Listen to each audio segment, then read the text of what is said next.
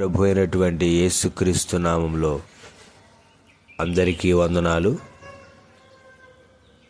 సన్నీ డియోల్ మరియు రణదీప్ హుడా ప్రధాన పాత్రలో నటించినటువంటి హిందీ చిత్రం జాట్. ఈ చిత్రం ఏప్రిల్ 10న విడుదలైంది. అయితే ఈ చిత్రం క్రైస్తవ సమాజంలో వివాదానికి కారణమైంది. ఆ సినిమాలో ఉన్నటువంటి సన్నివేశం ఈ యొక్క సన్నీ డియోల్ చర్చిలో ఆ యొక్క పులిపీడి దగ్గర యేసుక్రీస్తు ప్రభువారు సిలువలో వేలాడుతున్నటువంటి ఆ యొక్క యేసుక్రీస్తు ప్రభువారి యొక్క చిత్రం ముందు ఆయన యొక్క ప్రాణత్యాగాన్ని, ఆ యొక్క మరణంతో కూడినటువంటి ఆ విధానాన్ని హేళన చేసే విధంగా అక్కడ చర్చిలో నిలబడి ఉండటం, తర్వాత చర్చిలో హింసాత్మకమైనటువంటి సంఘటనలు చోటు చేసుకున్నాయి. చర్చిలో ప్రార్థనలు జరుగుతున్నప్పుడు కనుక ఈ చిత్రంలో ఈ విధంగా చూపించారు. క్రైస్తవ యొక్క విశ్వాసాన్ని అవమానించారు. కనుక పంజాబ్ రాష్ట్రంలో ఈ చిత్రం మీద, ఈ చిత్రంలో నటించినటువంటి నటీనటుల మీద, చిత్ర బృందం మీద చట్టపరమైనటువంటి చర్యలు తీసుకుంటూ ఉన్నారు. కనుక ఈ విషయాన్ని క్రైస్తవ సమాజంలో ఉన్నటువంటి ప్రతివారు గమనించి ఇటువంటి విషయాలలో మనం రాబోయే దినాల్లో ఇటువంటివి జరగకుండా సమాజంలో ఉన్నటువంటి వారిలో మార్పు కొరకు మనం ప్రార్థించాలి. మిమ్మల్ని హింసించే వారి కొరకు ప్రార్థన చేయండి అని యేసుక్రీస్తు ప్రభు చెప్పినట్టు, ఇది శరీరమైనటువంటి కొన్ని చోట్ల శరీరమైనటువంటి హింసలు జరుగుతూ ఉన్నాయి. భౌతికంగా దాడి చేస్తూ ఉన్నారు.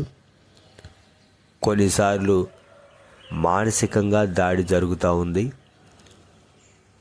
యేసుక్రీస్తుని అంగీకరించినటువంటి వారి యొక్క మనోభావాలు, క్రైస్తవ విశ్వాసము యొక్క మనోభావాలు దెబ్బతినేటట్టు సమాజంలో ఉన్నటువంటి వారు ప్రవర్తిస్తూ ఉన్నారు.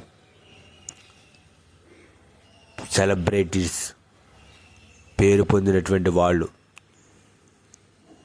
ఆనాటి నుండి ఈనాటి వరకు క్రైస్తవ విశ్వాసం, క్రైస్తవ సమాజం హేళన చేస్తూ ఉన్నారు.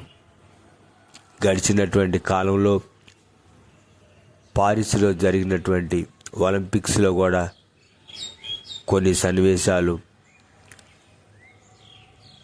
క్రైస్తవులను అవమానించేటట్టుగా ఉన్నవని మీడియాలో కూడా మనకి తెలియజేశారు. కనుక ఇటువంటి సంఘటనలు ఇవి మన యొక్క విశ్వాసం మీద, మన విశ్వాసాన్ని హేళన చేస్తూ ప్రభువును అవమానిస్తున్నటువంటి ఈ యొక్క సంఘటనలు జరుగుతూ ఉన్నాయి. దీని విషయంలో మనం వారిలో మార్పు కలగాలని ప్రార్థన చేద్దాం. ఎందుకంటే ప్రభువారు చెప్పారు, ఆనాడు ప్రభువుని అంగీకరించినటువంటి వారిని సౌలు హింసించినప్పుడు, వారిని దూషించినప్పుడు ప్రభువారు ఆయనను దర్శించినప్పుడు, సౌలా సౌలా నీవెందుకు నన్ను హింసించుచున్నావు అని ప్రభువు మాట్లాడారు. దాని అర్థం, దేవుని పిల్లను హింసించినప్పుడు దేవుణ్ణి హింసించినట్టు, మరి దేవుడి యొక్క ప్రాణత్యాగం రేపు శుభ శుక్రవారం, గుడ్ ఫ్రైడే రోజు మన ప్రభు అయినటువంటి యేసుక్రీస్తు వారి యొక్క ప్రాణత్యాగాన్ని మనం జ్ఞాపకం చేసుకుంటాము. కనుక ఇటువంటి యొక్క తరుణంలో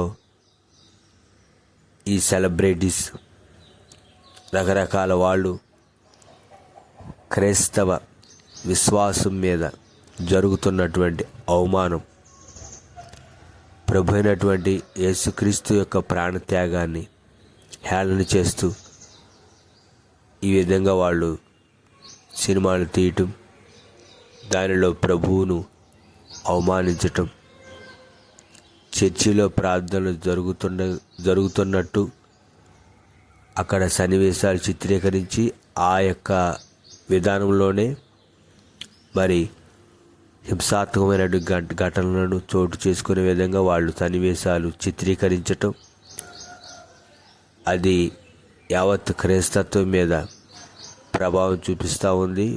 ప్రభువును, ఆయన ప్రాణత్యాగాన్ని హేళన చేస్తూ క్రైస్తవుల యొక్క మనోభావాలు, విశ్వాసాన్ని దెబ్బతీస్తూ మరి మానసికమైనటువంటి దాడి, మనసు మీద జరిగినటువంటి దాడి ఇది మానసికమైనటువంటి బాధ. కనుక సమాజంలో మార్పు, ప్రభు అయినటువంటి యేసుక్రీస్తు యొక్క ప్రాణత్యాగాన్ని గుర్తించినప్పుడే వారిలో నిజమైనటువంటి మార్పు వస్తుంది. కనుక మన భారతదేశంలో ఇటువంటి జరగకుండా ప్రజలలో మార్పు రావాలని యేసుక్రీస్తుని అంగీకరించినటువంటి మనం వారి కొరకు ప్రార్థన చేద్దాం. అది మన యొక్క కనీస బాధ్యత. ఈ విషయం కొన్ని వార్త సంబంధించినటువంటి వాటిలో రావటం కూడా జరిగింది. మరి ముఖ్యంగా మన యొక్క తెలుగు వార్తలు వచ్చేటటువంటి వేట్యూ న్యూస్లో కూడా నిన్నటి కాల సమయంలో ఈ విషయాన్ని వారు తెలియజేశారు. కనుక వారిలో మార్పు కొరకు ప్రార్థిద్దాం. అనేకులను ప్రభు రక్షించినట్లు మన వంతు మనం ప్రార్థిస్తూ విశ్వాస ఆత్మీయ జీవితంలో ముందుకు సాగుదాం.